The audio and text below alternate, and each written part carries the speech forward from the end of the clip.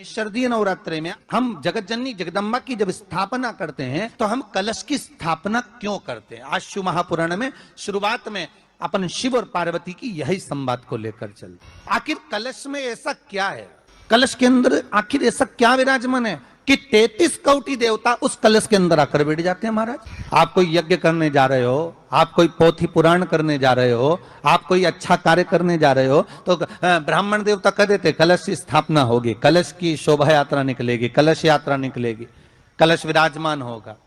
और आज महत्वता क्यों है, उस कुंभ की, उस घड़े की महत्वता कहां से प्रकट हो गई। शिव महापुराण की कथा कहती है महाराज, भगवान ओघड़दानी शंकर स्वयं आद्य शक्ति जगदम्बा से कहते हैं कि जगदम्बा तू क्या चाहती है बोल। तो जगत जननी जगदम्बा कहती है कि जहां मैं हूं वहां शंकर है। ये आपने कह दिया, पर जहां शंकर है वहां पार्वती का होना जरूरी है। उसके लिए सिद्ध करने के लिए एक स्थान ऐसा बनाया जाए जहां पर शंकर विराजमान है और शंकर के साथ पार्वती विराजमान है। तो शिव जी ने कहा पार्वती, उसके लिए मैं तुझे एक सुंदर कलश का निर्माण कर देता हूं। दुनिया का रचनाकार, दुनिया की रचना करने वाले महाराज, संपूर्ण ब्रह्मांड की रचना करने वाले, जिनको भगवान शिव ने स्वयं ब्रह्मदेव से कहा है कि ब्रह्मा जी तुम सृष्टि खंड को आगे बढ़ाइए, सृष्टि की रचना कर। ब्रह्मा जी कह रहे हैं नाथ, इस सारे ब्रह्मांड को रचना करना है कर दूंगा, मना नहीं है, पर रचना करता भगवान ब्रह्मा जी कहते हैं कि मैं संसार को एकाग्रित करूं उससे पहले 33 कोटि देवताओं को मुझे एकाग्रित करना, और सारे 33 कोटि देवता एक जगह पर आकर विराजमान हो जाए ऐसी कोई व्यवस्था करना। शंकर भगवान ने कहा बनाओ ब्रह्मदेव, तुम निर्माण करो। ब्रह्मा, शास्त्र कहता है कि भगवान शिव स्वतः, शंकर तो शंकर है, भगवान शंकर ने एक मट्टी का सुंदर सा भाग ढेला एकत्रित करा, उस ढेले से भगवान ने एक सुंदर कुंभ का निर्माण करा, एक सुंदर कलश का निर्माण करा। भगवान कुंभ का निर्माण कर रहे हैं, भगवान कलश का निर्माण कर रहे हैं, और भगवान स्वयं ब्रह्मदेव कर रहे हैं कि आप ऐसा निर्माण कर दो जिसमें 33 कोटि देवता स्वतः विराजमान हो जाए। तो भगवान ने उस कलश का निर्माण कर दिया। अब कलश का निर्माण करा तो स्वयं भगवान ब्रह्मदेव बोले प्रभु इस कलश के अंदर मेरा स्थान कहां है, मेरा स्थान कहां है।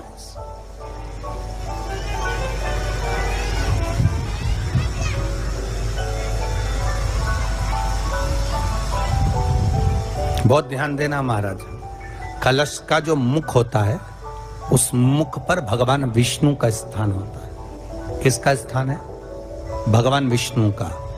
थोड़ा सा नीचे आओगे, जहां से कलश का मुख दबा हुआ होता है वह जगह भगवान स्वयं शिव की होती है। किसकी जगह है? भगवान शंकर की।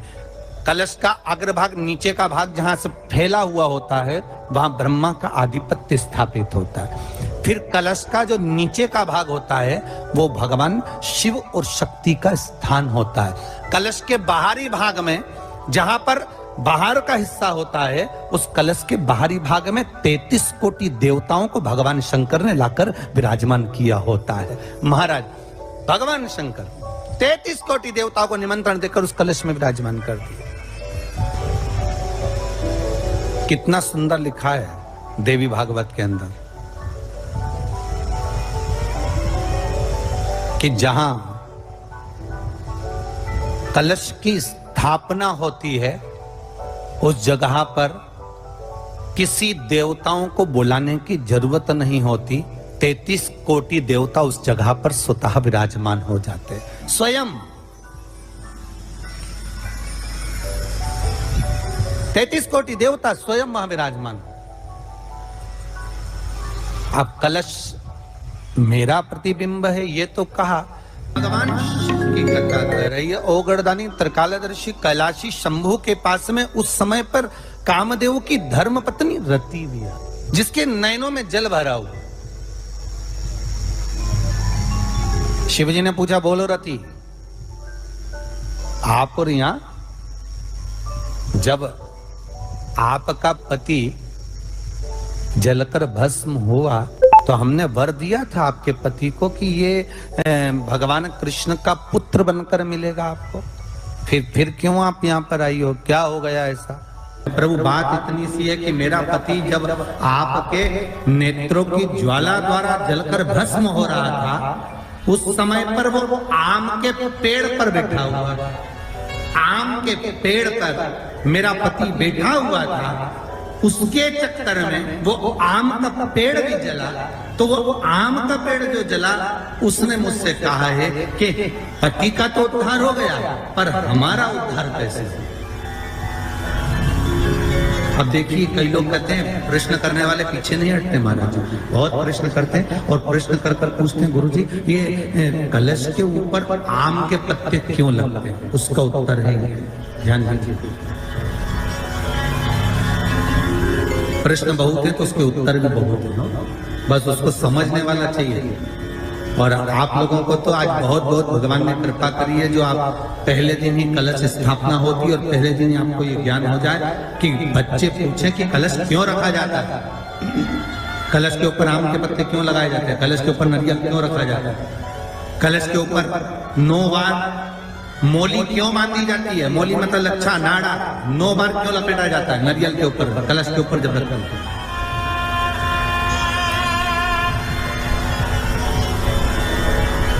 कलश के ऊपर जब जब श्रीफल रखाता है, नारियल रखाता है तो उस पर 5 बार 7 बार मोली नहीं लपेटी जाएगी, तो 9 ही बार लपेटी जाएगी। 5 या 7 बार लपेटते हैं तो कहते हैं कि लक्ष्मी की छिन्नता होती है, और वो 9 बार लपेटी जाती है तो भरपूर लक्ष्मी का भंडार। भगवान बोले अब आप आई हो रति, ठीक है, मांगो क्या चाहिए, बस इतनी कृपा कर दीजिए कि आम के वृक्ष का भी उद्धार कर दो।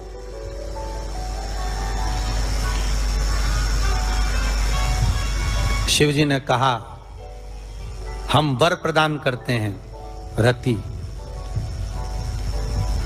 जहां शिव और शक्ति है, जहां 33 कोटि देवता इस कलश के अंदर विराजमान होंगे, उस जगह पर स्वयं कंठ पर जहां पर मेरा निवास होगा, उस जगह पर ये आम के पल्लव अमृत के तुल्य माने जाएंगे और इनका निवास हमारे ही हाथ में, हमारे ही हस्त कमल में विराजमान होगा, हमारे ही हाथ। अब आम के पल्लव को बाबा ने विराजमान किया। अब आया है उसके ऊपर क्या रखते हो, श्रीफल नारियल, ठीक है।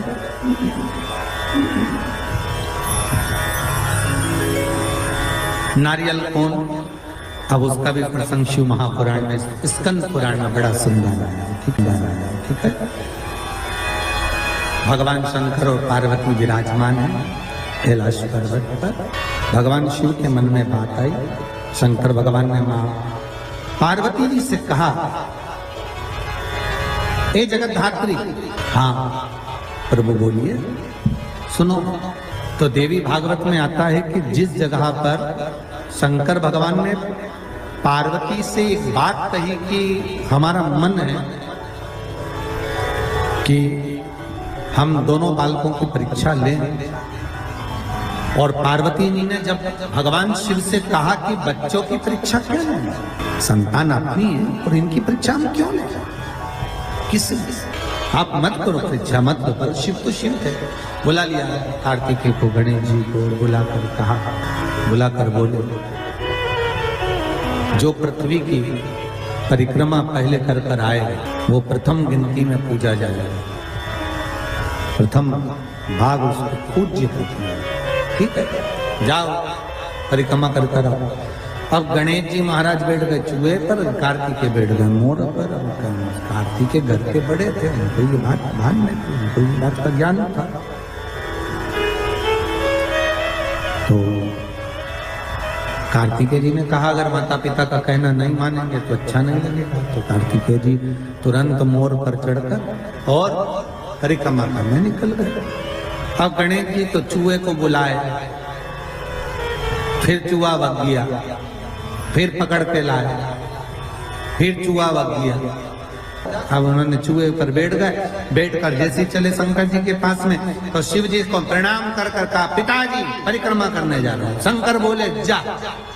अब इनको क्या मालूम था कि यहीं लगा लेगा। गणेश जी से पूछा कि तुमको भेजा था कि तुम पृथ्वी की परिक्रमा करने जाओ, तो तुम ये क्या कर रहे हो। गणेश जी बोले पिताजी शांत रहिए और परिक्रमा लगाने दीजिए। और परिक्रमा लगाई गणेश जी महाराज ने, एक नहीं 3, और 3 परिक्रमा लगा के सामने खड़े हो गए। पिताजी वर दीजिए। पिताजी ने पूछा काय का वर। पृथ्वी की परिक्रमा करके आया। शंकर भगवान बोले बता मेरे आजू बाजू घूम लिया और पृथ्वी की परिक्रमा कर लिया।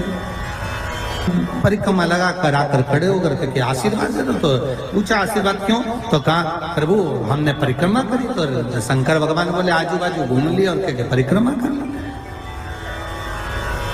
इसको कोई परिक्रमा करता है। गणेश जी बोले और नहीं तो माता पिता में आकाश, माता पिता में पाताल, माता पिता में पृथ्वी, सब तो माता पिता में ही और सब माता पिता में, इसलिए आपकी लगा ली सबकी हो गई।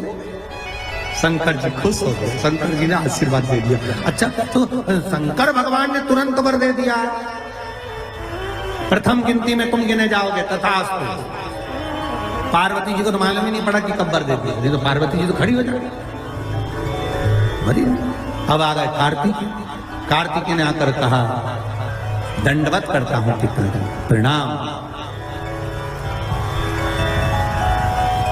हम तुम्हें देवताओं की सेना के सेनापति बनाते हैं। कार्तिक की आंख से अश्रु बहे। देवताओं की सेना के सेनापति, क्या मैं प्रथम गिनती में नहीं आऊंगा? नहीं। क्यों? गणेश जी ने प्रथम गिनती में आ गए। गणेश जी ने परिक्रमा कर ली। किसकी करी? हमारी। पिताजी आपने कहा था पृथ्वी की परिक्रमा कर कर जो आएगा प्रथम गिनती में गिना जाएगा, तो पहली परिक्रमा पृथ्वी की तुमने नहीं करी, फिर गणेश ने नहीं। पार्वती जी उड़ गई। क्या बात है कार्तिक? कार्तिक ने कहा माँ पिताजी ने गलत निर्णय दे दिया। क्या गलत निर्णय दिया? गणेश जी को प्रथम गिनती में दे दिया और मैं परिक्रमा कर कर आया। सारी बात मालूम पड़ गई कि गणेश जी ने चूहे पर बैठकर शंकर पार्वती की परिक्रमा करी, ये हुआ वो हुआ, सब मालूम पड़ गया। पार्वती मैया की आंख में से आंसू बहने लगा। पार्वती उठकर खड़ी होकर शंकर भगवान से बोली, प्रभु बहुत भोले हुआ, इसलिए आपका नाम भोला शंकर है। बहुत भोले। एक बेटे को भेज दिया पृथ्वी की परिक्रमा करना, और दूसरे बेटे ने आपकी परिक्रमा करी और आपने उसे वर प्रदान कर दिया। इतने भोले। पुत्रों में भेद कर जगत जननी मां पार्वती खड़ी हो गई। पार्वती जी ने कहा ये आपने श्रेष्ठ नहीं किया। पार्वती जी बोली मुझे अच्छा नहीं लगा आपने निर्णय जो दिया। क्या चाहती हो पार्वती? पार्वती जी कहती हैं आज मुझे एक वर देना पड़ेगा। बोलिए क्या वर चाहिए? भोलेनाथ मुझे वर ये चाहिए कि आज के बाद आपकी कोई परिक्रमा ही ना हो। मुझे वर दे दो कि शंकर की परिक्रमा कभी नहीं होगी, शिव की परिक्रमा का विधान नहीं होगा। शंकर भगवान ने पार्वती को तथास्तु कह दिया। आज के बाद शंकर के मंदिर में शिवलिंग की कोई परिक्रमा नहीं करेगा। कभी आपने करते हुए देखा किसी को? नहीं। शंकर की परिक्रमा होगी तो आधी यहां से चालू होगी, वहां तक जाओगे फिर वापस आगे। यहां तक शिव महापुराण की कथा कहती है कि शंकर की आरती के बाद जो परिक्रमा भी होती है ना, वो भी पूरी नहीं करना चाहिए, आधी कर कर वापस हो जाना चाहिए। शिव की आरती के बाद कई लोग शंकर जी की आरती उतारने के बाद जब परिक्रमा करते हैं ना, आरती की थाली लेकर चारों तरफ घूमते हैं, उसको भी आधा घूमो और आधे में वापिस। शिव परिक्रमा करना, वर दीजिए आप वर प्रदान करो, हमें वर दे दो। पार्वती मैं तुझे वर देता हूं, तो शिव की परिक्रमा कोई नहीं करेगा, और अगर शंकर की परिक्रमा कोई भूल से भी करेगा तो उसको दोष लगेगा, उसका पुण्य छिन्न। इसलिए शंकर की परिक्रमा लोग नहीं करते क्योंकि उनने जो दान करा, पुण्य करा, सत्कर्म करा, भजन करा, कीर्तन करा, उसका पुण्य धीरे धीरे धीरे धीरे समाप्त होते चले जाता है, उस पुण्य की क्षीणता होती चली जाती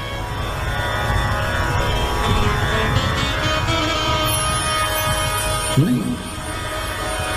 पार्वती जी बोली, प्रभु हम एक मेरा निवेदन स्वीकार करेंगे, बोलो क्या बात है। पार्वती जी बोलती, आपने गणेश जी को प्रथम पद दिया है, तो इस कार्तिकेय को भी प्रथम पद प्रदान करिए। शिव जी बोले, ये नहीं हो सकता, क्योंकि प्रथम पद एक ही होता है। प्रथम पद केवल एक होगा और वो एक पद मैंने प्रदान कर दिया। अब मैं दूसरा पद कैसे दे सकता, मैं दूसरा पद कैसे प्रदान कर सकता, मैं दूसरा पद कैसे दे सकता। पार्वती, एक काम हो सकता है, बोलिए प्रभु। मैं कार्तिकेय को कुछ ऐसा बना देता हूं कि जहां पर गणेश प्रथम पद में रहेगा तो ये कार्तिकेय भी प्रथम पद में पूजा जाएगा। बना दीजिए।